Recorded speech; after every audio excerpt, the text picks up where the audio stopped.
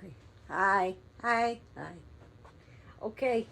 I'm gonna read everybody the first chapter of my book. The title is called. The name of the book is called Dirty Rags. Okay. So we're gonna read that now, everybody. Please pay attention because when I do my live stream, we could discuss it. Okay.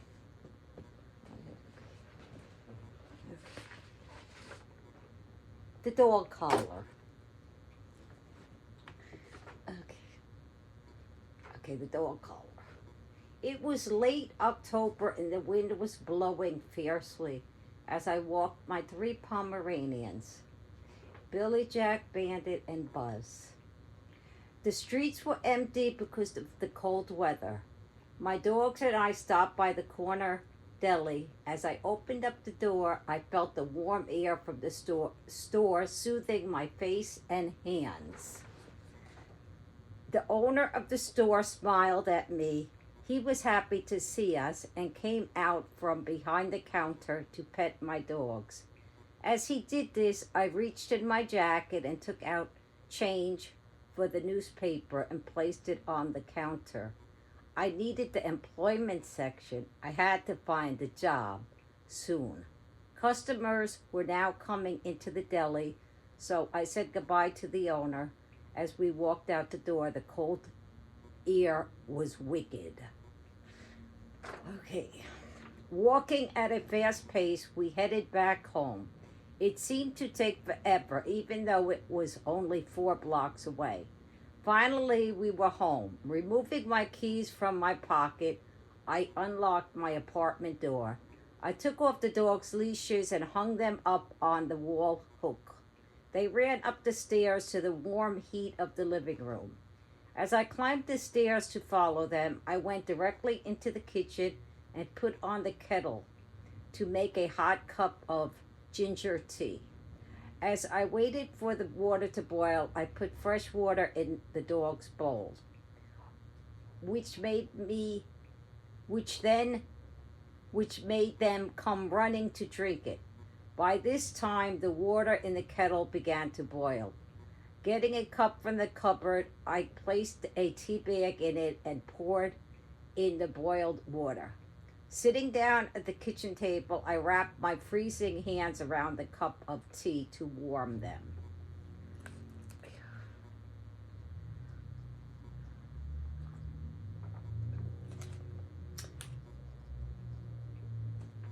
Once I warmed up, I took the newspaper and opened it up to the classified section.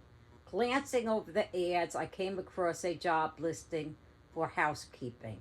The job was 5 days a week and paid $20 per hour. The phone number was a local one, so I knew it would be close by. I picked up the phone and dialed the number. The phone rang 4 times before a woman answered.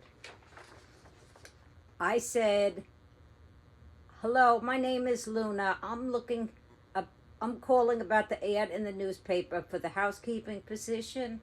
The woman on the other end of the phone said, "Hi, my name is Mary Ann and I need someone who lives close by."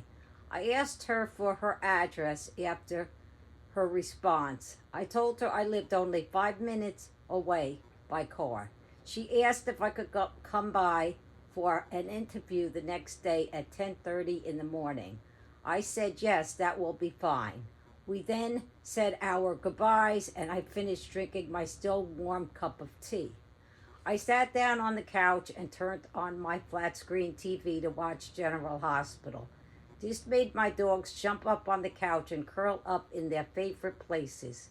After my show was over, I called my mother and told her about my interview. She said, I hope you get the job, Luna. That's great pay and close by." My mother knew I didn't like driving far. I said, "Well, Mom, I will let you know what happens." She said, "Do you want to come over for dinner? Norna has been asking to see you, and I'm making your favorite dish, sausage and peppers and mashed potatoes." I said, "Mom, How could I resist that invitation? I told her the dogs and I would be right over. My dogs loved going for rides in the car. I ran downstairs to warm up my car as my dogs barked and chased after me. While the car was warming up, I put on a heavy jacket and then leashed up the dogs. My mother just lived a few minutes away. I wanted to get there before 5 o'clock because there were no driveways on her block. When the neighbors got home from work, it would be hard to find a parking space. The house I grew up in always reminded me of the houses they showed on the opening of the TV show All in the Family. As I opened the front door, I saw my good friend Angel. She lived in the house next door alone, since her parents had died a few years ago. She worked long hours at a law firm. I was surprised she was already home. We didn't see much of each other, but always talked on the phone. She was my best friend. I said, "Hi, hey Angel, do you want to eat dinner at my mom's?" Angel said, "I would love to, but I'm going out on a hot date tonight, and that's why I'm home early to get ready for it." I said, "Okay, have fun. Call me during the week." We waved goodbye. My dogs and I went straight into Norna's apartment. When my grandmother saw my dogs and myself, she got up from her rocking chair. She did the sign of the cross and raised her arms up in the air, then bowed down to me as if I was the president. It was her way of thanking God that I had come over to visit her. The dogs circled around her and wagged their tails as she petted them, smiling. My mother lived on the second floor. I could hear her whipping up the mashed potatoes with the mixer. She used to make cakes. I said, "Come on, Norna, let's go upstairs so I can help Mommy." When we got upstairs, the kitchen table was already set with the food on the table. When my mother saw us, she said, "Perfect timing." We talked about my job interview during dinner. After we finished eating, I cleared off the table and began washing the dishes while my mother dried them and put them away. Norna sat in her chair watching us, smiling. After everything was cleaned, my mother said, "Luna, go home and get some rest." Kissing them both, I got my jacket on and my dogs and drove home. When I pulled into the driveway, I gave the dogs a fast walk before going inside. When we got upstairs, I got their dinner plates out from the cupboard and poured out their dry dog food, which made them run quickly to their plates. While they ate, I took a hot, relaxing bath. Afterwards, I got my pajamas on and went into my cozy bed.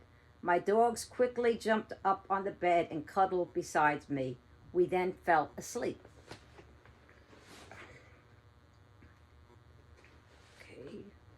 When morning came, I got out of bed and rushed getting dressed. I then gave the dogs a short walk. I got into my car and drove to my job interview. Knowing the neighborhood quite well, I had no trouble finding her house.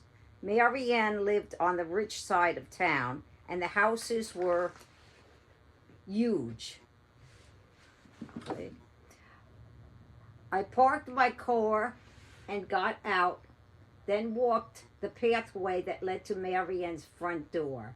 There was no doorbell to ring, just a big lion's head door knocker. Using the knocker, I knocked on the door. I waited for Mary Ann to answer as I stood there shivering in the cold.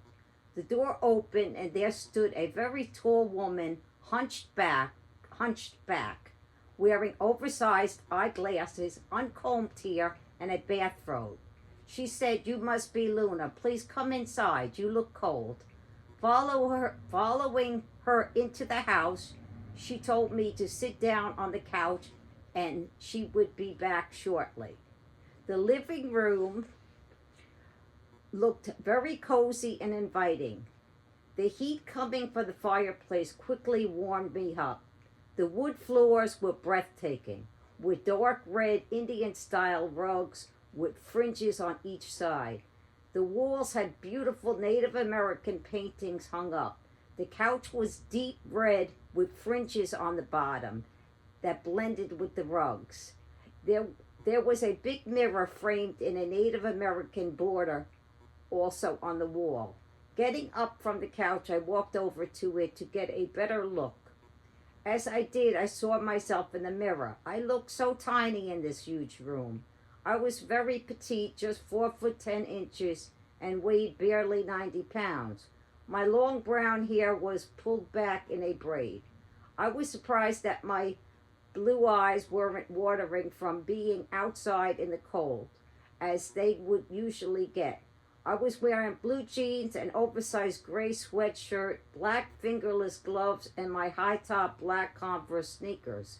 Still looking in the mirror, I took off my flannel lined jean jacket and walked back over to the couch and sat down. Mary Ann appeared carrying a container of tea in her hands and poured me a cup. She said, "Come with me and I will show you around the house." Getting up from the couch, I followed her as she showed me the dining room, which was just as charming as the living room. Next, we walked into the kitchen. It was nothing like the other two rooms, quite the opposite.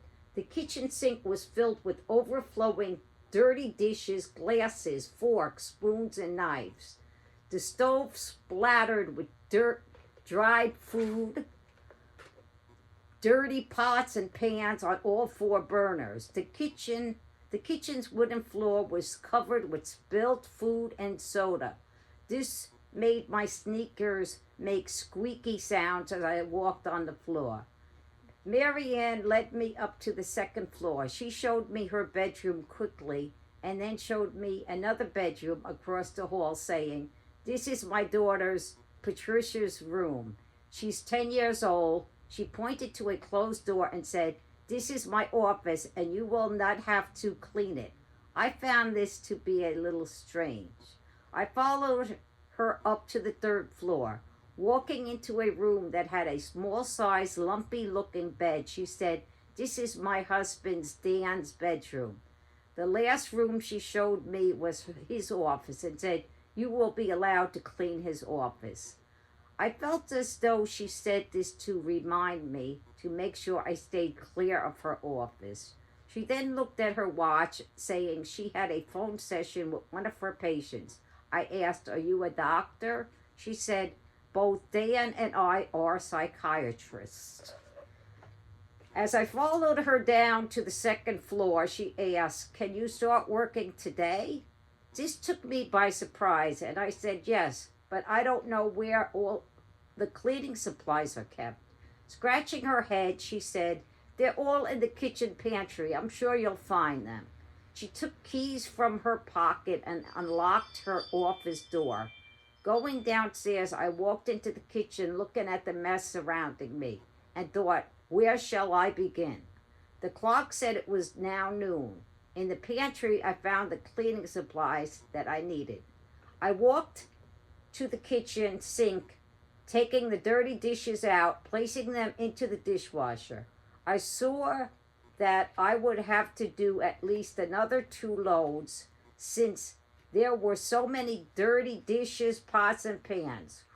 While the dishes and glasses were being washed, I took a sponge and used the scouring side to clean the caked on food from the stove. With much effort, I finally got the stove spotless. Next, I took out a broom from the pantry and began sweeping. As I was sweeping, a short man with an unkempt beard appeared. He looked quite disheveled, wearing wrinkled clothing and scuffed up shoes. He had on a tan raincoat, much too big for him. With no emotion, he said, "I'm Dan, and I assume you are our new housekeeper." I smiled at him and said, "Yes, I am." He didn't return my smile, just turned and walked out of the kitchen, all hunched over, shaking my head I continued sweeping, thinking how strange that was. The dishwasher finished, and I opened its door to cool off the dishes, so I was able to soon start another load. After putting another load of dishes in, I found a bucket, added hot water and Murphy's oil to it. I then began to mop the sticky floors, which needed it badly. Looking at the clock hanging on the wall, it was now already 3:30 p.m. I heard someone opening up the front door. A girl with uncombed hair full of knots, like Mary Ann, had walked into the kitchen. This must be Mary Ann's daughter, Patricia, I thought. She didn't even look at me. She went straight to the refrigerator. She,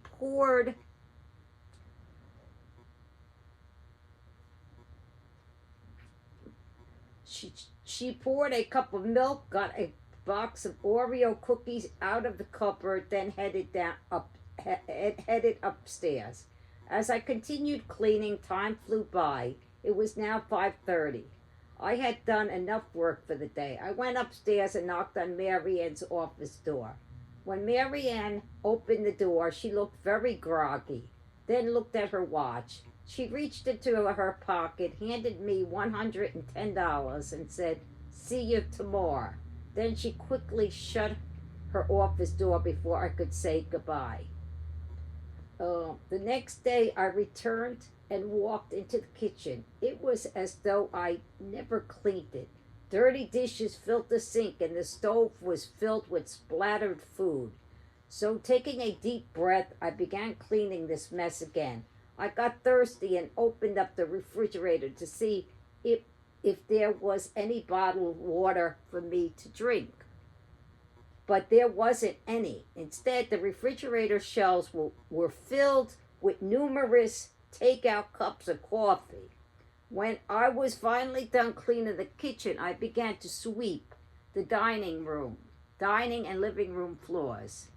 Mary Ann appeared while I was doing this and said, "Luna, I need you to go to the grocery store. Here's a list of supplies I need. Feel free to buy yourself any food or drinks you want to have while working here." Placing the broom down, I took the list from her, then put on my jacket and drove to the grocery store. As I was shopping, I was amazed that on the bottom of the list was a note saying to stop at Starbucks and pick up another cup of black coffee for her. While I was shopping, I got a case of Poland Spring water for myself. Returning back to the house, I unloaded the car and brought the groceries inside and put them away. Then I carried the cup of coffee up to Mary Ann's office and knocked on the door. She took a few minutes to answer. I handed her the coffee, and to my surprise, she had a collie on a leash. Looking at her puzzled, I thought I never saw any sign of a dog in the house. Mary Ann said, "This is Sam. Can you please walk him for me? And when you're done, bring him back upstairs. He's not allowed anywhere in the house but in my office." Taking his leash from her, I walked down the flight of stairs and put my jacket back on, walking Sam out of the door. I would soon learn would be a challenge for me. He was big and very strong. I had to hold the leash tightly as he pulled me down the sidewalk. To my disgust, he began eating other dogs' feces as I tried to stop him. My dogs would never do such a thing, I thought. I walked him back inside up to Mary Ann's office. When I knocked on her door, she quickly answered. I told her what Sam had eaten. She said he always does that, then quickly shut the door. I went into Patricia's room and began to clean her mess. Running downstairs to the kitchen, I got some big black hefty bags and brought them back upstairs with me. Opening up the bag, I threw out empty boxes of cereal, empty containers of milk, empty bags of potato chips, pretzels, and empty bottles of soda.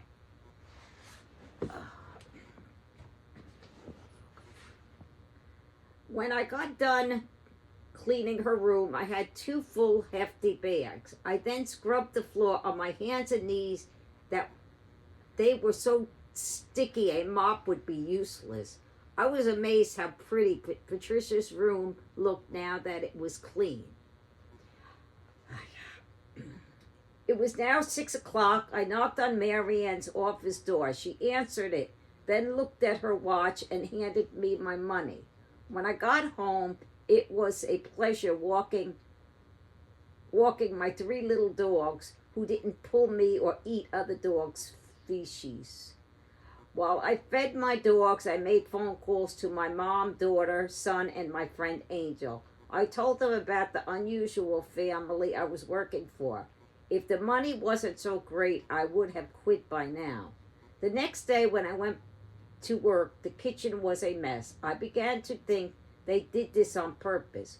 When I got upstairs to the second floor, I went into Patricia's room and wanted to cry. The floor I cleaned on my hands and knees were covered with spilled soda and crushed Oreo cookies. I was so mad, I slammed the door shut and went into Mary Ann's room and began to clean it. She had a dark-colored sled-style bed frame that reminded me of a coffin. There were sound machines surrounding the bed on the floor as well as on the bed. After changing her sheets, I began dusting the furniture and came across a book on her dresser that said Dream Diary. Opening the book up, it was hard to read Mary Ann's handwriting. What I could make out was she was having dreams about having sex in elevators. She was undressing in front of her patients and fondling herself as they told her about their problems. Hearing someone come up the stairs, I quickly closed the door and dusted with my rag. It must have been Dan, because I heard him walking around in his room above me. As I dusted her other dresser, I saw it was lined with different prescription bottles. Reading the labels, they were all antidepressant medications such as Valium and Xanax. No wonder she always looked so groggy and spaced out, I thought, as I started sweeping the floor. As the weeks went by, even more bizarre things would happen. While I was cleaning the living room, I saw Mary Ann walking her dog Sam in front of the house. He had something in his mouth. I went closer to the window and saw it was a dead squirrel, and he began to eat it as Mary Ann watched. When he finished it, she bent down and petted him. I ran to the bathroom and threw up. I now began to think that this is how Mary Ann fed her dog. Her grocery shopping list never included dog food or treats. I stayed in the bathroom until I heard Mary Ann and her dog go upstairs in her office. One afternoon when I got to work, Mary Ann called me up to her office and handed me a thick yellow envelope. It was stapled shut. She said, "I need you to take the train to Manhattan and then take a taxi to the address on the envelope. After you deliver it, you can go home for the day." She handed me my day's pay, train, and cab fare. Taking the envelope, I drove to the train station, parked my car on a side street, and waited on the platform for the next train. When the train arrived, I found a seat, sat down, and wondered what was in the envelope.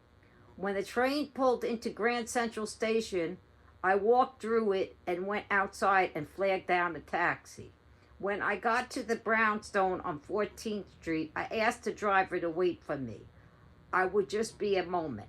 Getting out of the taxi, I entered the building, rang the bell, and rang the apartment bell. The door quickly buzzed me in. Finding the apartment number, I knocked on the door.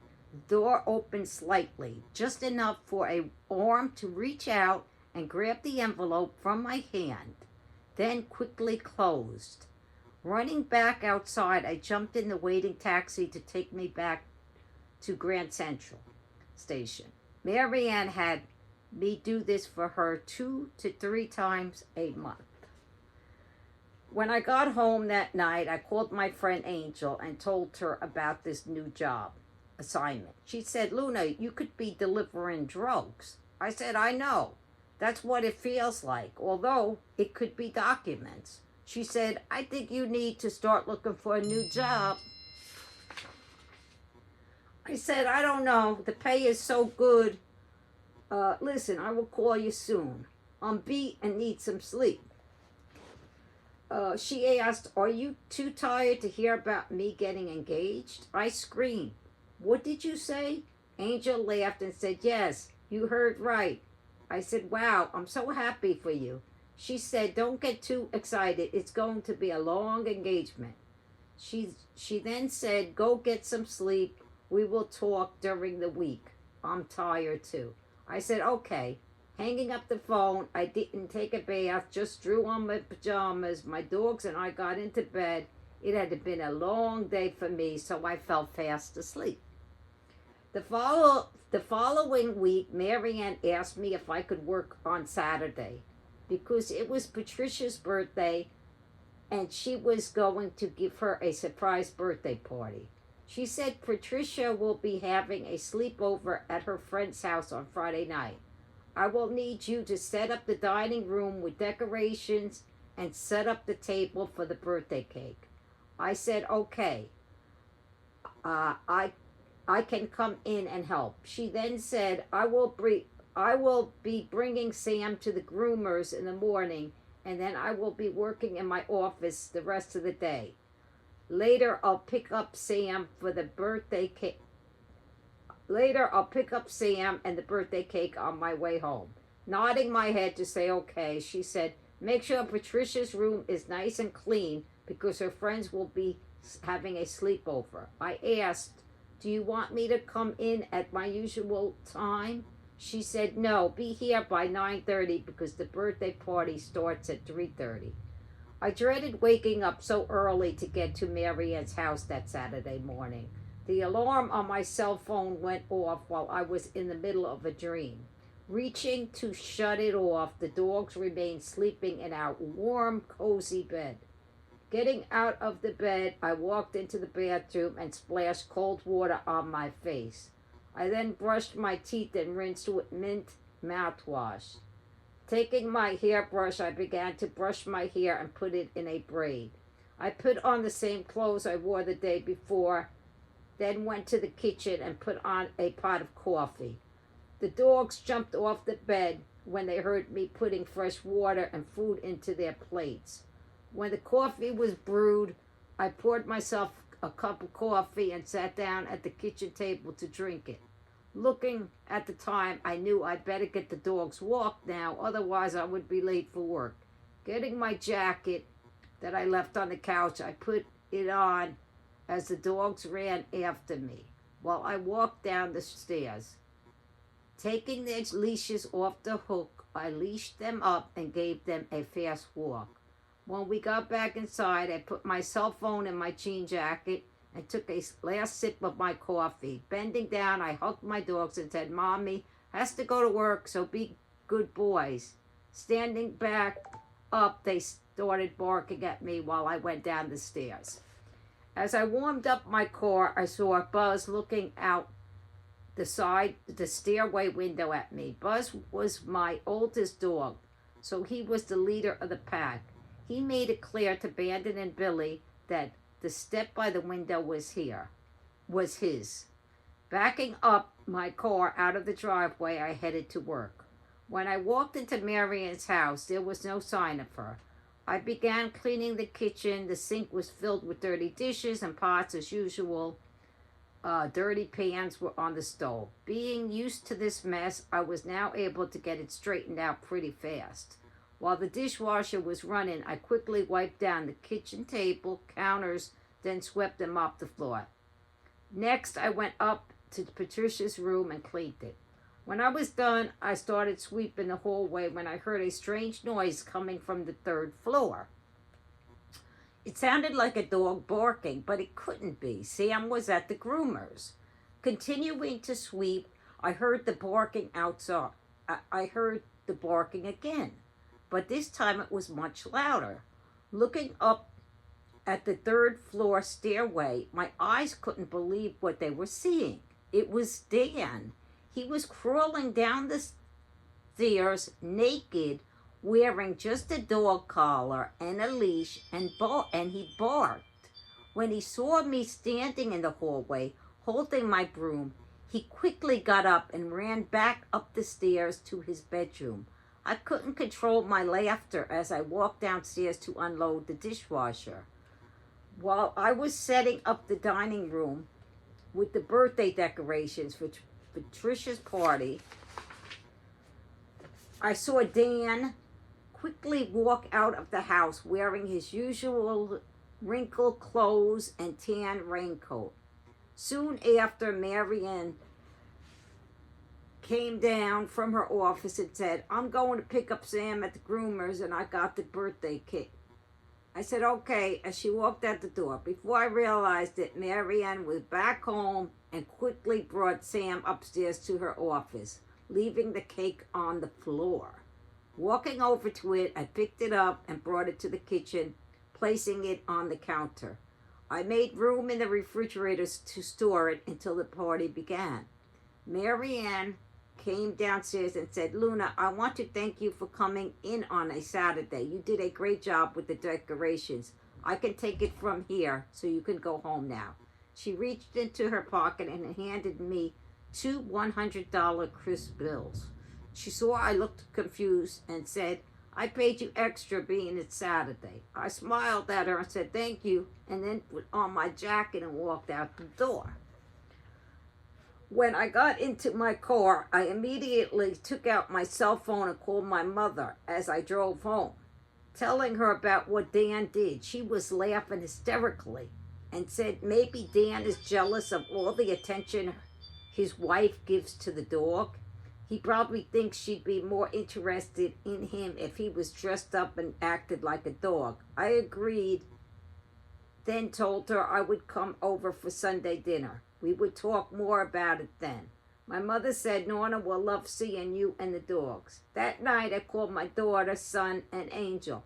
I told them about Dan. They all laughed and agreed with what my mother had said. Unfortunately, the next day I couldn't have dinner with my mom or grandmother. It had started to snow in the afternoon. The weather forecast warned everyone that a major blizzard was hitting New York. So before it got worse, I walked the dogs to the deli 4 blocks away and bought food and supplies.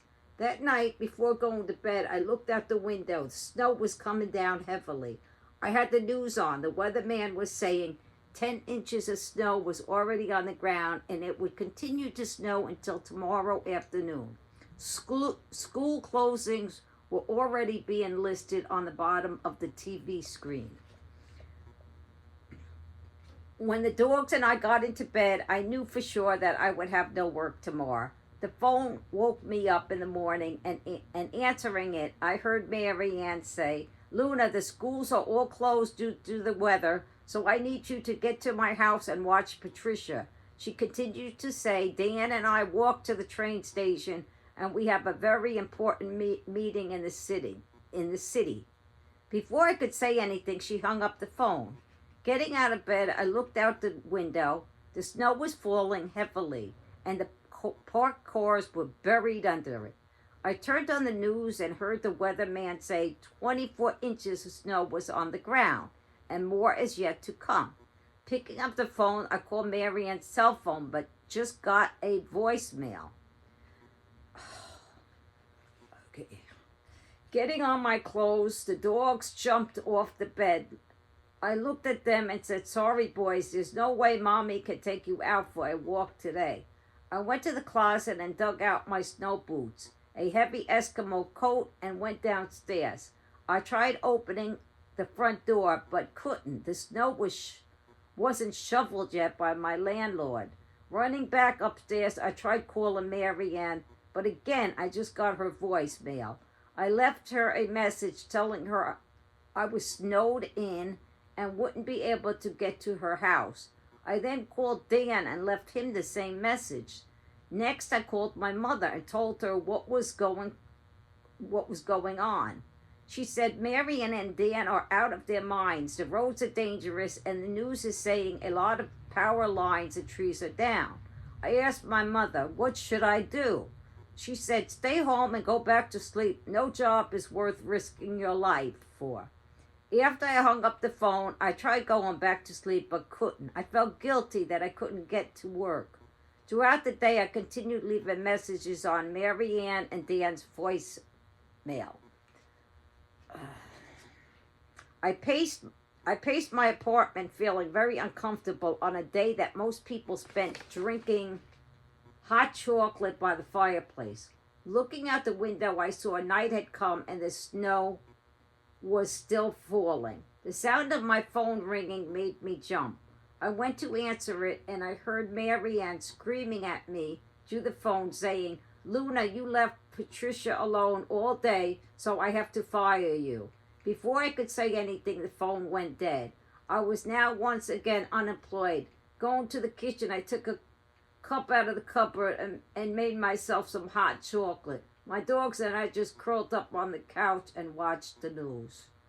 That was chapter 1, everybody. It was very long. I need a literary agent. I need somebody to help me out with this book. It's called Dirty Rags. I have it on my computer and everything like that.